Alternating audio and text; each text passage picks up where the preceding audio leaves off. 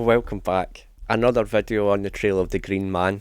I hope you enjoyed the little animation of Daniel Mogling's The Invisible College of the Rosy Cross. It's just quite inspirational to put the point across in such a way before we get into these important carvings. And what I have done is put several carvings together and looked at them back to back. If you want to know any more about Daniel Mogling, please, on the website, in the bio, we will find all you need to know. And for more specialist information, it will be via the Green Man Gallery. But for now, I'd like to point out that if you can lend any assistance, because what you see here in these videos, especially this video, is the very top layer of the encryption. The amount of information, and I cannot stress this enough, that is underlying what I show you here today in this video it's breathtaking. If you would like to see more, if you'd like to understand exactly what is going on underneath the layers I show you today, come along to the Trail of the Green Man Discord or the Facebook group. If you can help in any way, if you think you have any information or some skills that you can help us get to the bottom of this massive, immense mystery, please come and join us. Your help would be greatly appreciated. Enjoy the video. Germany at the time of the Rosicrucian manifestos, we can find a Daniel Mogling, a very educated gentleman, and he actually published 3 documents that are Rosicrucian related. And just as an example, we have one here, the Anatomicarum. It's quite a mouthful. And we can see the example of the Green Man here. And this Green Man is block A. And this block is quite common in Europe. The fact that it's got a Green Man is allowing us to come to Daniel. And we're going to look at 2 of these books more closely. The first one is something called the Pandora of the Sixth Age, and this is written by Theophilus Swihart, and this is a pseudonym. And in the Pandora of the Sixth Age, there's actually a chapter there, an allegory, where you can extract that Daniel Mogling is the true author. Now what we see here is the Green Man woodblock carving, and on the opposite page of this we find one of the first illustrations that we're going to talk about.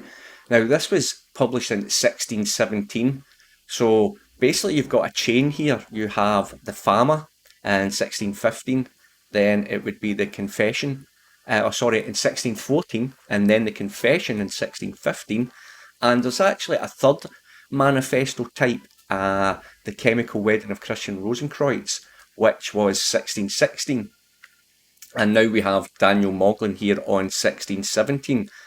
And we're going to take a closer look at this wood block carving, and we're going to take a close look and see what we can find.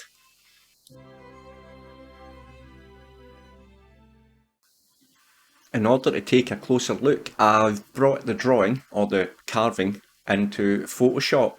And first off, it's worth mentioning the amount of interpretations that are available for this specific woodblock carving. And it is in the Latin, and luckily we do have a kind gentleman, a Paul Ferguson, and this has been translated into English for us and is available online if you care to go and look for it yourself.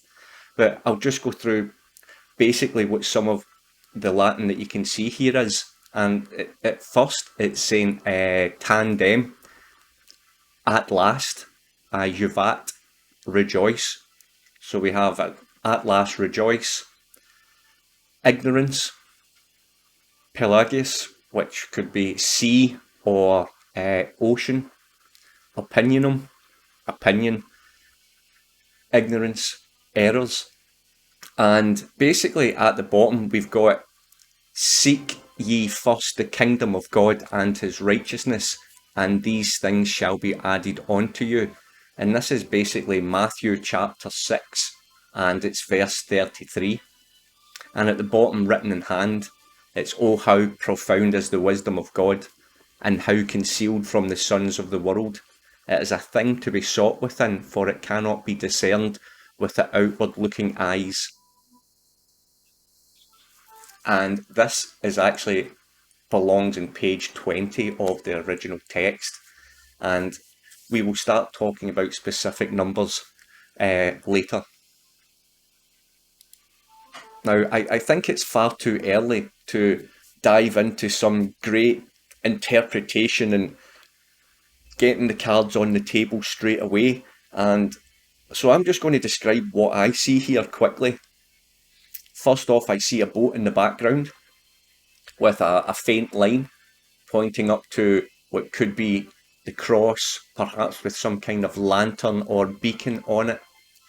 And we have a tree that's been felled, and you can see it's been cut down, yet the roots are regrowing, and the roots are regrowing into this block. Now, whether this block is something that's been constructed from this tree that's been chopped down or removed, it's hard to tell at this minute. Maybe this is nothing to do with a wood, it's just some kind of perhaps island shape. And the reason I say that is because we have a ship, we have a sea, and we have an island type. I suppose you could say island, more a promontory, I suppose you could call it. And we've got a depth with the boat first. Then we have this heart, which has got Yahweh carved in the middle of it. And this is in the sea between the promontory and the boat. So in order to get to the promontory, he's following the guide, and he's going to have to pass by this heart in order to get to the promontory. At this stage, this seems like about as far as you could go with interpretation. Yeah, I am sure there is a lot more that you could find online.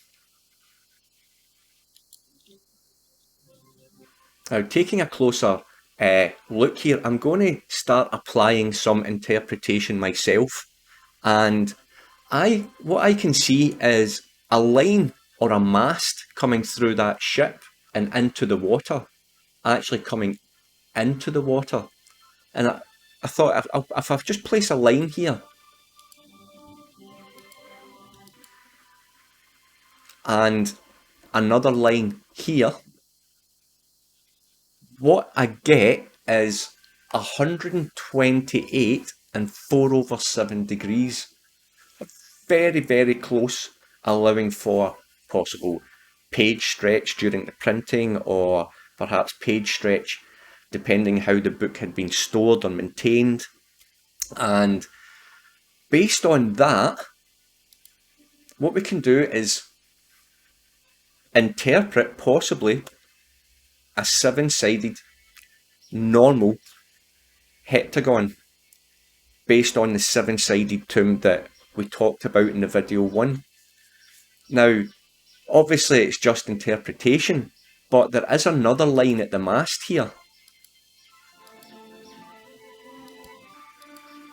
And what that seems to do is emboss or embolden this idea that it's coming across, giving us this 128 and 4/7 degrees for this possible 7-sided tomb interpretation. And just looking like a little bit closer, we've got the capital I and the capital O here.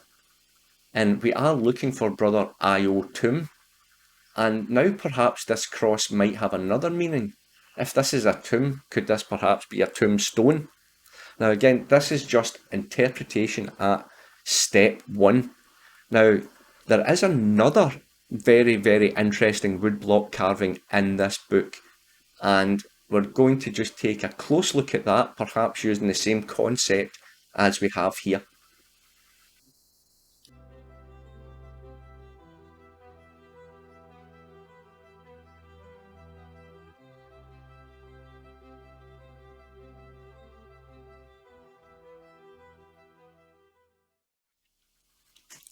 The second carving in the Pandorum of the Sixth Age is equally as spectacular.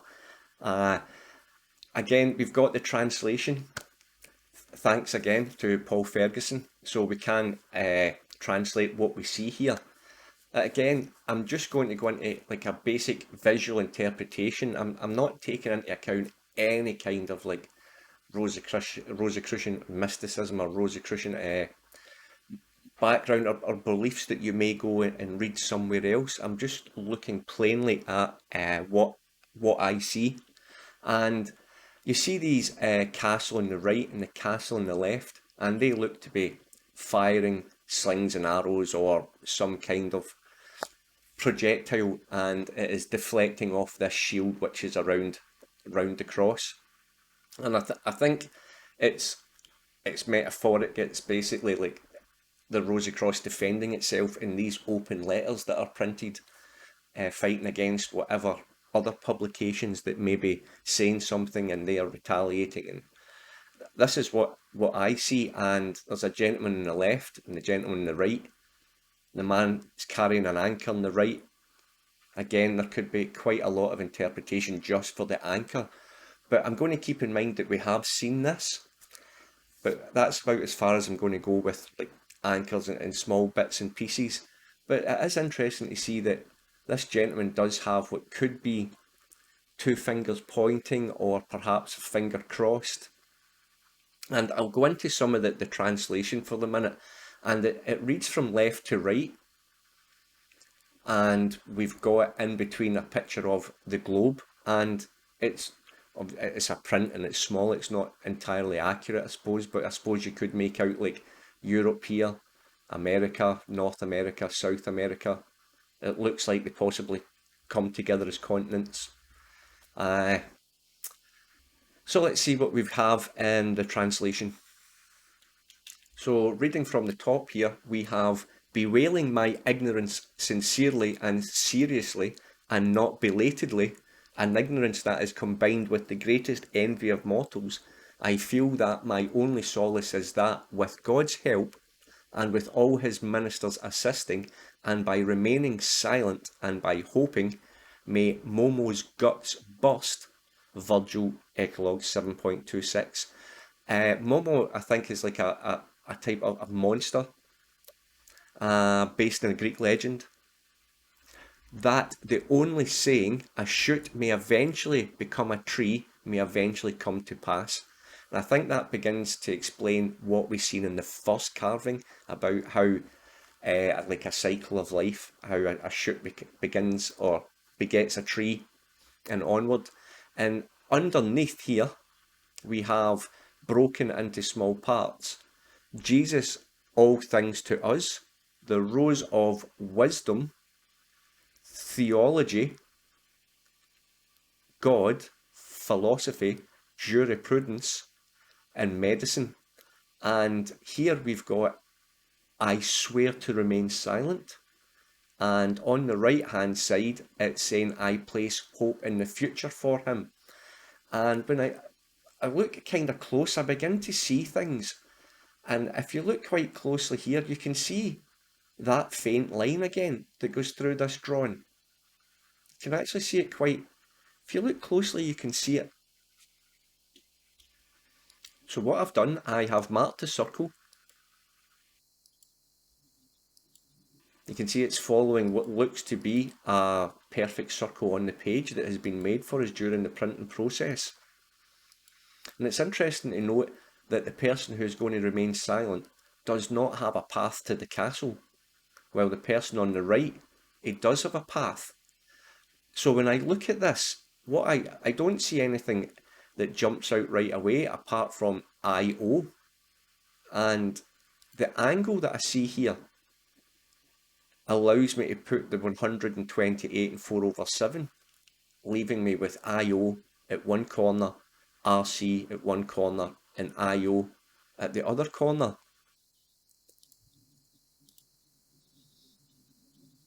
Again, it's just an angle, it doesn't mean anything.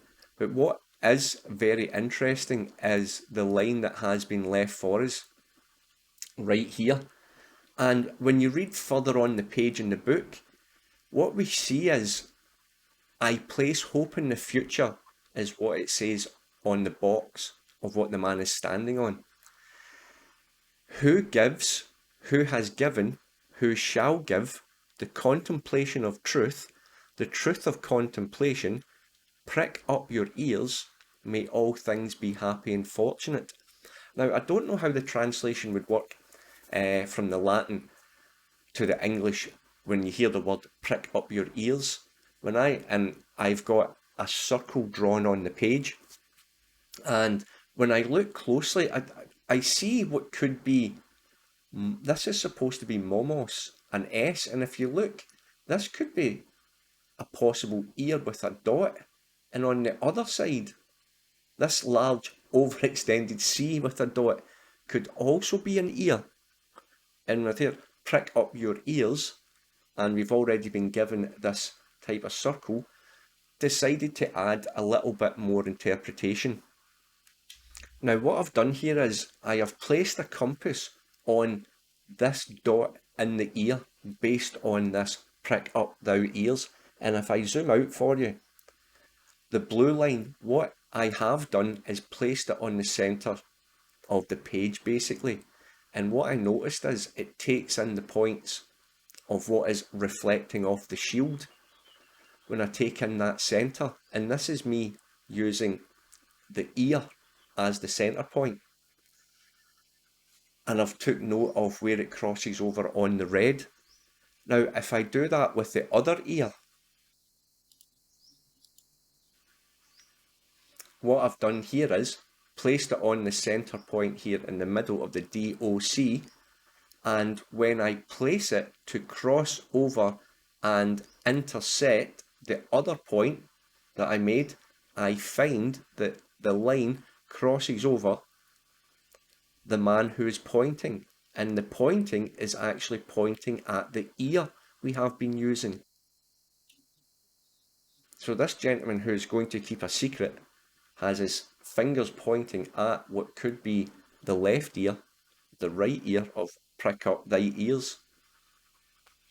Now when these 3 points are placed, it's important to note that this is the only place where all the points cross exactly. If we use this now as the centre point, and we make another circle using the centre point which combines all three, the left ear, the right ear, and the background circle that was left during the print, or part of the print, and we travel over the ear that the gentleman is pointing to, that he's saying he's going to remain silent, what happens is it runs a course through the globe. And when we see this and we think about what we've just seen before with the island and the boat with the line pointing up to possibly the sky or a marker, perhaps this is the route of a course to travel. Perhaps this is the course of a star in the sky. But what we seem to have here, based on that first circle and prick up thou ears, could possibly showing us some type of route or direction to take. This being the first carving I would like to discuss in Daniel Mogling's The Mirror of Wisdom. This is the College of the Fraternity, and it's a very popular carving. There's a lot of discussion about it. As you can see, it's quite symbolic. And first off, I think I'll just give you some of the translations. We have a poor gentleman here falling off a cliff, and what it's saying here is like a make haste slowly, or hasten slowly, a festina lente.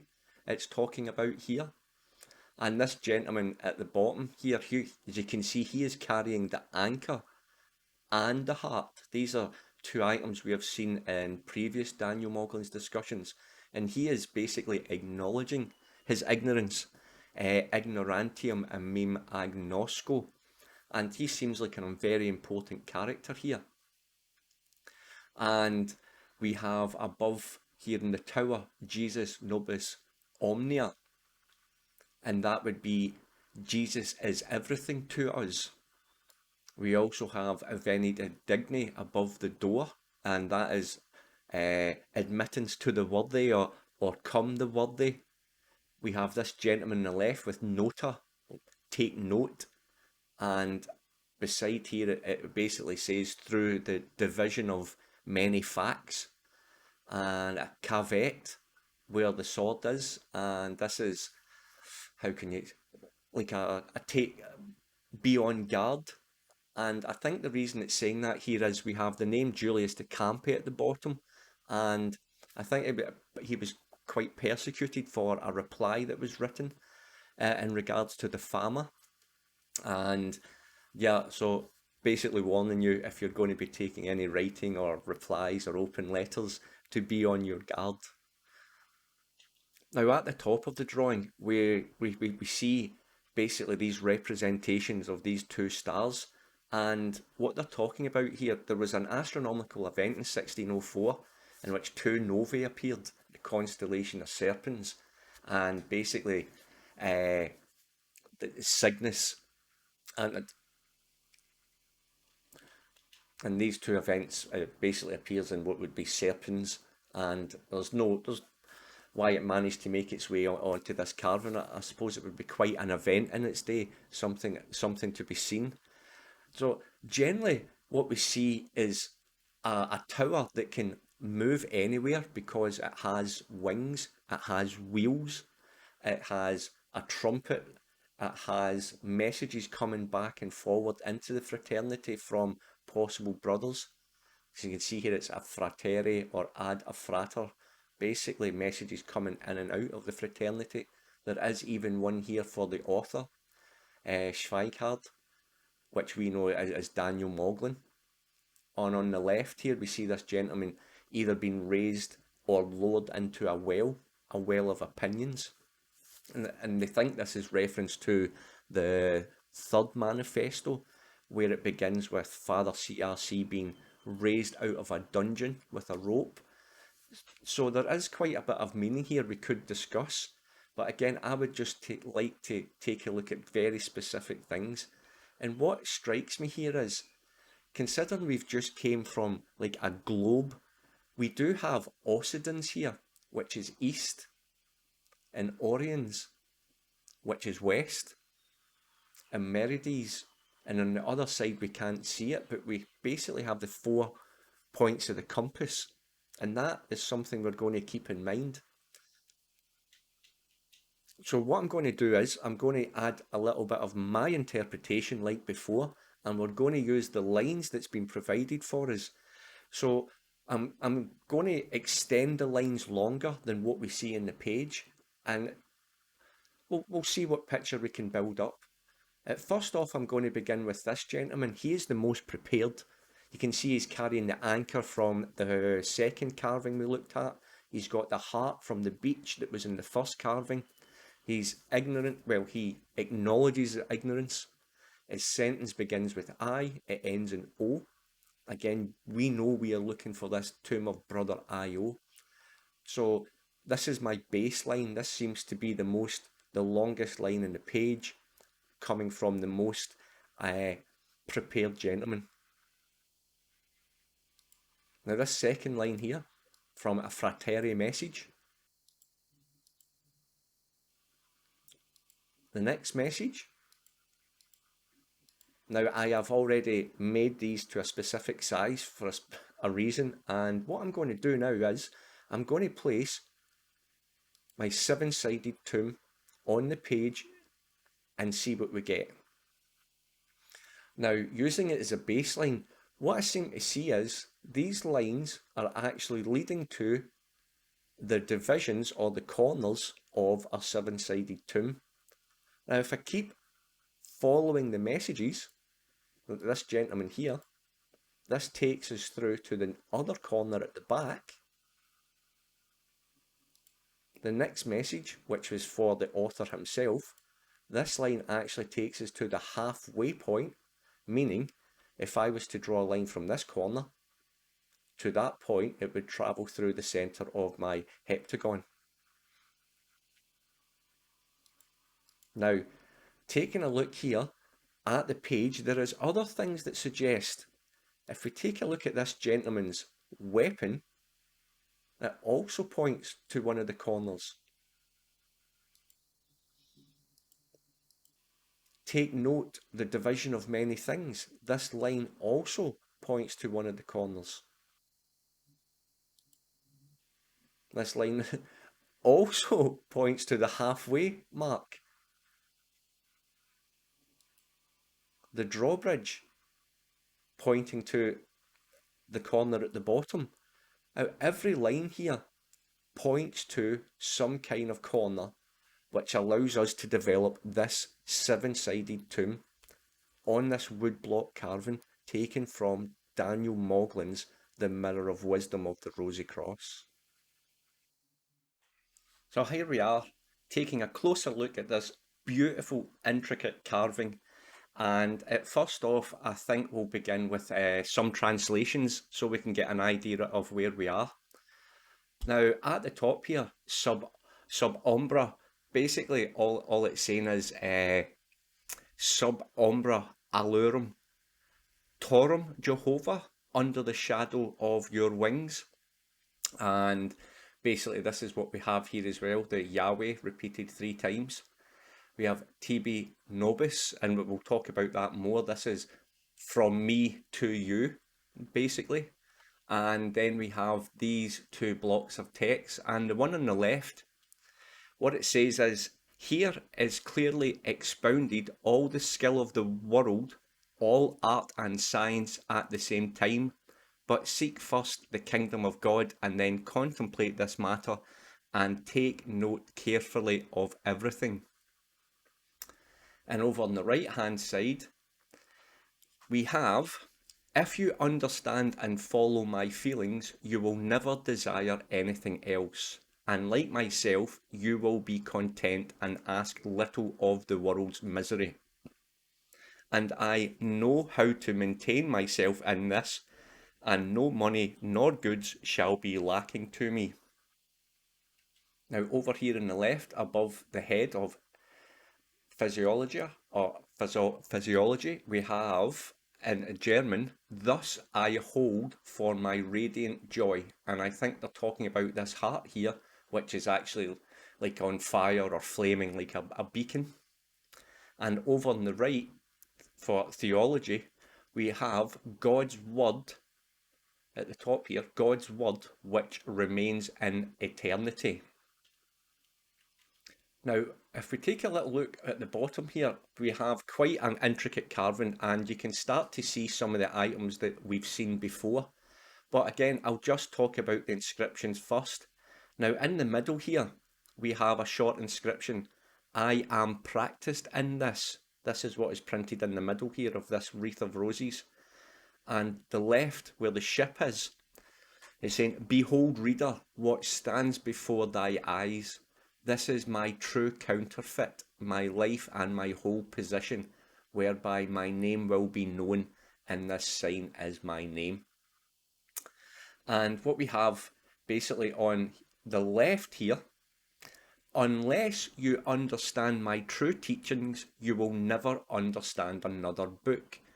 And again, he has mentioned this book before, and I think what we'll do is bring all this information together before we move on in another video. And on the right here, I have explained it so clearly and brought it before your eyes with figures. So what seems to become clear is this carving is a bit of a life's work, basically. It seems to be, he's put everything into this. And when we look at the picture here, again, it's just quick interpretation. We have ignorantia, again, of ignorance. Pelagus opinionum, the sea of opinions. And then we have this word anopia. And anopia is, it basically describes being deliberately kept in the dark. Like there is something here that you do not know, that you're ignorant of, but you've been kept ignorant of it deliberately. That's what anopia basically means. And then we have, again, this mountainous area. Again, this could be the promontory that we've seen in the other pictures, or because we don't see the back of it, we could believe it was an island or promontory. The TS with the heart, which keeps popping up, the TS being the author's initials, Yahweh, under the wings of God. And then we have this sea monster, and the sea monster perhaps is threatening the promontory, or it's just a way of saying that the sea is dangerous, or perhaps this sea is actually threatening this land in some way. But what is important to notice is that it seems to be in two parts. Like, this ship is not in the water. It's not here beside the island. It's somewhere else. It doesn't seem to be in, like, the sky. This border at the bottom as if seems to separate things, as if it's in two parts. But it's not in two parts, because this shoot that begets a tree that we've seen before is actually crossing over the two parts, meaning that they're connected somehow.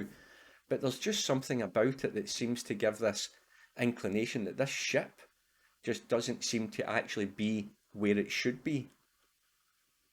Now, other things I can quickly see that is interesting is this Azoth. Now, what we see, A-Z-O-T-H, and what Azoth is basically using the first letter and then the last letter of the three alphabets, being the Latin, the Greek, and the Hebrew. So you get Azoth using A, which is the first letter of the alphabet, and then the last letter of each of them. So what it's introducing here is different alphabets as well. It's beginning to start take a term of, we need to look at more than just this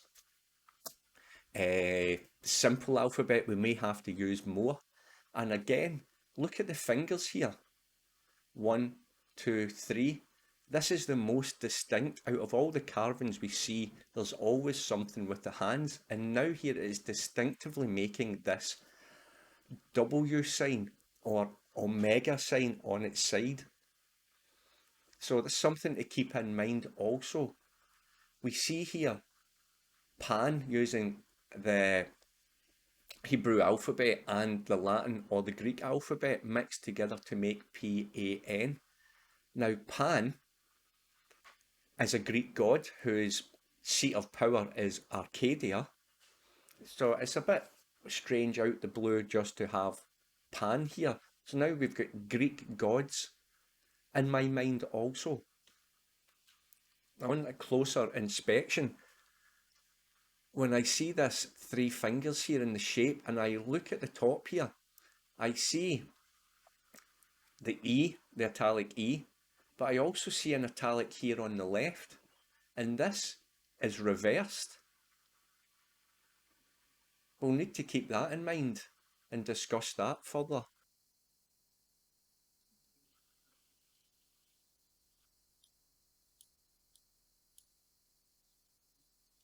Okay, so we've had a quick look at what we've got here. There is a few items of interest which we will come back to, but I'm going to start adding a little bit of interpretation. Now, in my mind, we've got this ship, this journey perhaps, and what I see is items that are necessary for such things: a straight edge, a compass, a protractor, things like that. And when I look at the top of the drawing, I see these items. So I decide to put a line across like so, and another line down like this using the protractor. And what I quickly notice is, as we get the angle for a six-sided hexagon. Now, a hexagon for us is purely random, I suppose. It doesn't have a place for what we have in our theory, yet there is another set of compass on the drawing. And when we place a line on that, we achieve this. Now, that angle there would suit us a little bit better, because what we have here is 128 and 4/7. So when we look here, we have got the first compass and straight edge giving us a 6-sided, and the second compass and straight edge giving us the angle required for a 7-sided. And what I notice is on the corner we have CUM for come, and further across the line we have CUM for come. And seeing this ship and seeing these two columns, this nobis and tibi, from me to you, these two columns, generally when we see these, it's talking about the Pillars of Hercules. When we see most front pages preceding some kind of journey, the two columns of Hercules allowing access to the Atlantic Ocean in any travel west. And we have this picture of a globe with the triangle pointing to the globe. That the ship, something gives you the feeling that there's a change taking place. We've got something changing from a 6-sided to a 7-sided. It's suggesting from me, from tibi, to nobis, from me to you, as if some kind of change or travel is taking place. And then what we decide to do is, when we place the line here, if we look at colorum, it's an arrow pointing upwards in a certain direction. And what we tend to see here is the lines sharing a relationship with the first shape, the 6-sided hexagon, has a relationship based on its angle and where it's sitting of the second shape, which is the 7-sided tomb or the heptagon. Now we can see here this line contacts the top, but it misses this line here. And what it seems to give us is the relationship between the two, yet a channel of sorts for the ship to move through. And if we think back, one of the other carvings gave us a north, south, east and west. And if the ship is starting at the top of the page, and it's from me to you, and it's travelling via come and come to the bottom of the page, as in it's travelling to this area, it's not got there yet. What kind of other items are on this page? Now remember, he did tell us that nothing is in vain. And what kind of information did it give us? Well, if we remember, it did give us Pan. And Pan is basically of Arcadia. And Arcadia is described as a rustic area, but it's described as mountainous. And the relationship between Arcadia and perhaps Acadia, which would be the French word or the French name given for Nova Scotia at that time. And it's important to note at this time as well that Daniel Mogling actually translated Philip Sidney's copy of Arcadia, which is a story based on the Red Cross Knight. And if we think about this Red Cross Knight and the other information that's coming out, perhaps it's a journey to Arcadia, because it does give us this PAN, this Pan. And if I look, what other information can we see here? Now this person on the left is actually carrying a cross, and that cross is a specific type of cross, a Lorraine cross. I think it originated possibly in Hungary, but has been mainly adopted as a French symbol. So perhaps we have that France, Arcadia. Is there any way we can link these two stories together? But when I begin to look that little bit closer, I begin to see that if this is to be turned, this E, and this E here, as you can see, it's in reverse, it has been swapped. I just highlighted it here for you. You can see that it's been turned. It could be an E. If it was rotated, it could be a W. And in relationship to what the lady is showing in her hand. And if we do look across to the left, this heart, which is basically like a fire, you can make out in the top the highlight shape of the W or the theta on its side, meaning, or the omega. It gives the impression that something, this letter, the turning of this letter is quite important.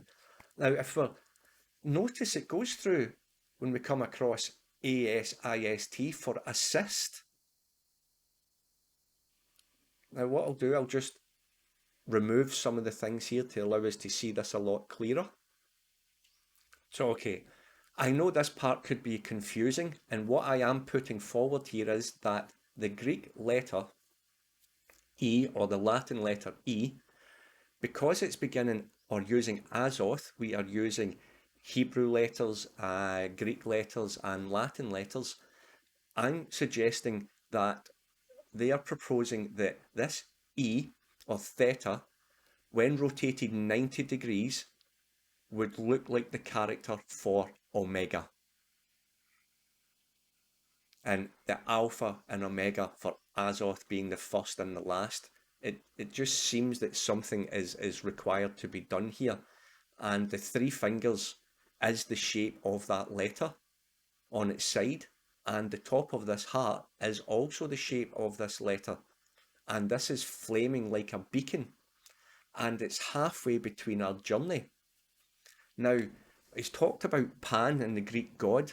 What if there is another Greek god here at work, hidden slightly? And there is one Greek god that takes to do with the manipulation of the heart, and that god would be Cupid. And if there's two hearts, perhaps it's Cupid's.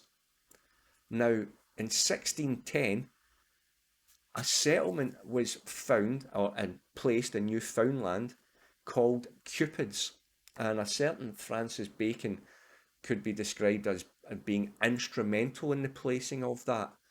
And if we place Nova Scotia and Europe or France on a map and mark Cupid's, which we will do, perhaps there is something to this journey. Now, so far, the video is 16 minutes long. We will continue this on a follow-on part.